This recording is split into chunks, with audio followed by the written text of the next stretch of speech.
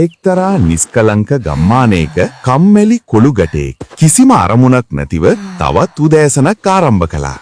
ඒ අසලම සිටි නුවණක්කාර මහලු වෙලුවෙක් මේ කොල්ලගේ නොසලකිලිමත් හැසිරීම දෙස නිහඬව බලාගෙන සිටියා.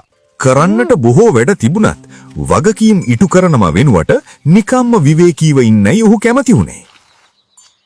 කිසිදු මැසිවිල්ලකින් තොරව Tamanගේ පාඩුවේ වැඩ කළ එළුවා ක්‍රියාවෙන්ම තම විනය පෙන්눔 කළා. මේ දෙස ඕනෑකමින් බලා සිටි කොල්ලාට නොපසුබට උත්සාහයේ වටිනාකම කෙමෙන් කෙමෙන් වැටහෙන්නට පටන් ගත්තා. ජීවිතේ පළමු වතාවට තැනින් නැගී සිටි ඔහු යම් වැඩක් කර උදව් වීමට තීරණය කළා. දින කිහිපයක් ගත වෙද්දී නිරන්තර පුහුණුව නිසා කොල්ලා තමන්ගේ කම්මැලි පුරුදු ටිකෙන් ටික වෙනස් කරගත්තා.